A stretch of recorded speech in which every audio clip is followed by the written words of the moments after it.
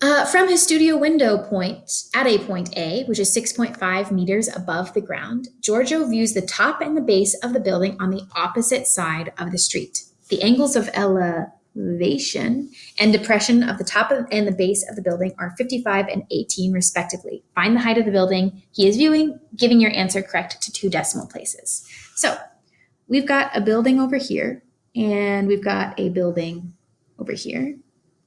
We've got a window where Giorgio is. Hi, Giorgio. And then we've got an angle of elevation, which first I need to draw in my horizontal line. We've got an angle of elevation, and we've got an angle of depression. And we're going to use both of those to measure the total height of the building. We know that this is going to be a right angle, and now I'm going to start adding in some of these numbers. Giorgio is 6.5 meters above the ground.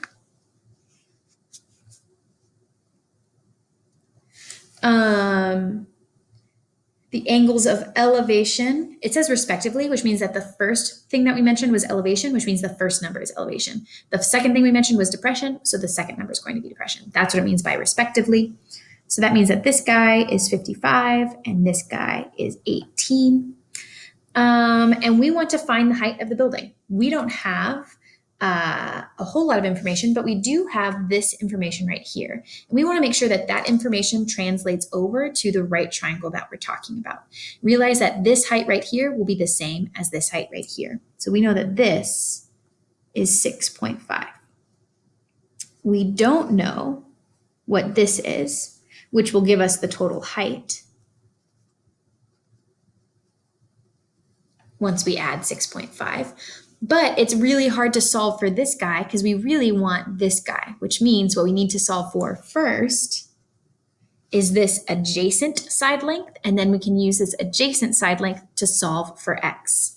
So first we need to solve for z, and then we need to solve for x, and then we can solve for y. So that's kind of my plan of action at the top. Realize I've spent all of this time so far planning, right? So you need to make sure you're spending a lot of time at the beginning, drawing your pictures, labeling your variables, making a plan before you even start doing any calculations. In order to solve for z, I'm going to focus on the triangle that I do have information about. So I have enough information over here in order to solve for z because I have the opposite side, and I want to solve for the adjacent side, which means I'm using tangent. So first things first, tangent of 18 equals 6.5 over z. And here's the deal. If you don't feel comfortable solving for this, if you feel like you mess up on this all the time, use your numerical solve as I showed you, right? Or you can put this guy over 1, cross multiply and solve. You're eventually going to get 6.5 divided by tangent of 18.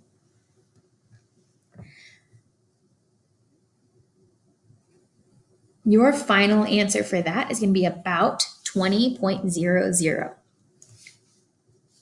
Now we use that number to solve for x. Realize that x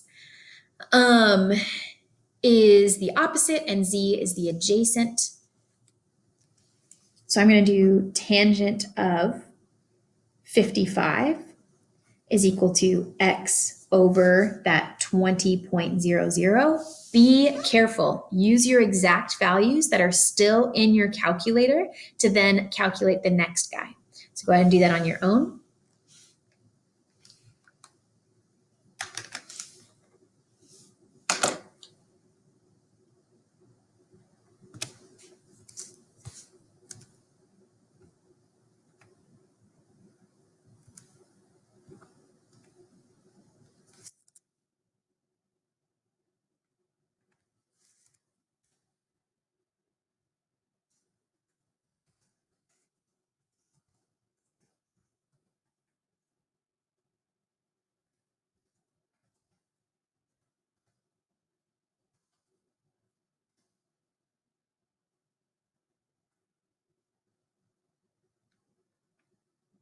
When I am solving for this guy in numerical solve, I'm going to use my exact value. So I need to do tangent of 55 equals, I'm going to do x divided by, and I'm not going to put 20.00. I'm going to scroll up on my calculator until it's highlighted, and I'm going to press enter.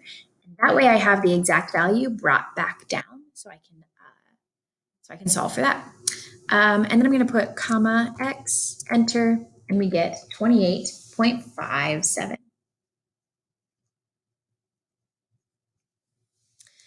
All right, but we are not done because we still need to solve for y, which is x plus 6.5. So I can just do plus 6.5 here, and we get that y is equal to 35.07.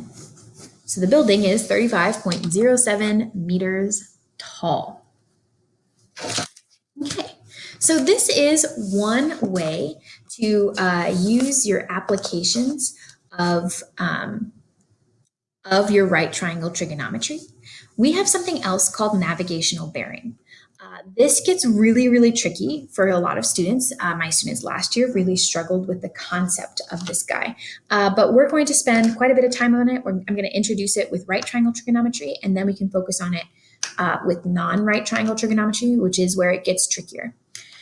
So here's the general idea, is you are in a spot, and let's label it as x. X equals you are here. And you want to know where to go, but you don't really have any point of reference. This is used a bunch on ships. It sounds like a ship term. Navigational bearing sounds like something that would happen on a ship. And the idea is that you orient yourself around north, south, east, west.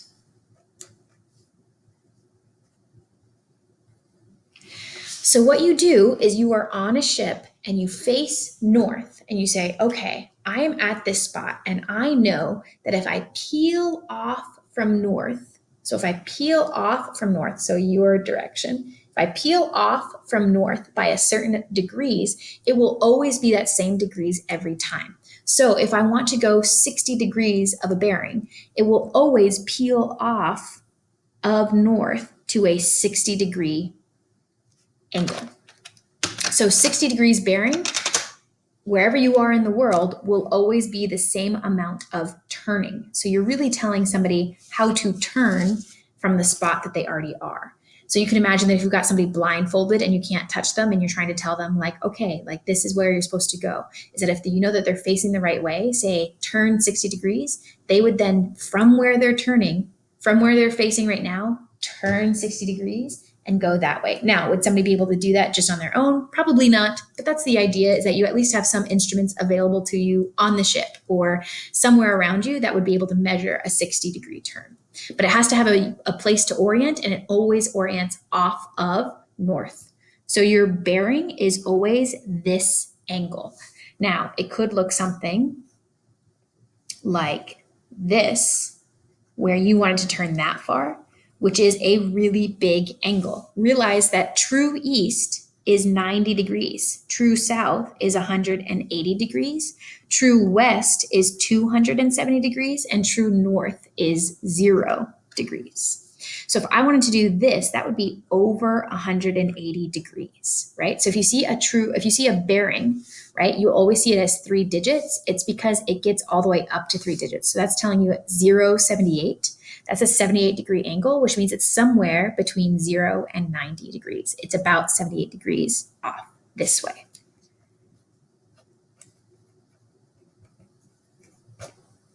So that is your bearing angle. Let's go ahead and practice it.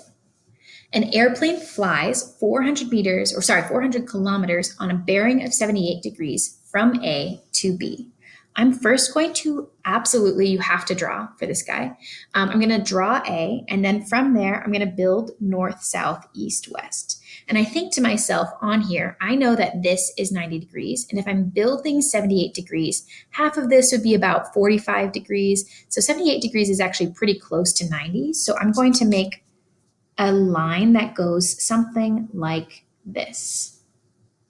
If this is A, then this is B, And this whole angle right here is 78 degrees. Now, if I wanted to find the other part, if I wanted to find this angle, or maybe I wanted to find this whole angle, I just have to keep in mind that this is a total of 90 degrees. So I would do 78 minus 9, or 90 minus 78. So this guy would be 12.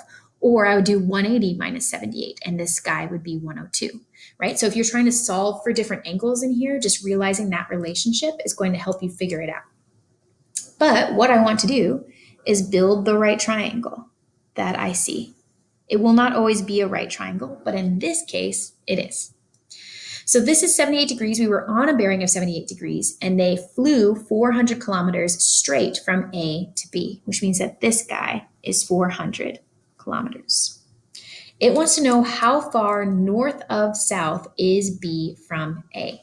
So this is going to be your north measurement. We moved north this much. So that's what you want to solve for. Now we have a right triangle. Now we have an angle and a side, so we can solve for another side.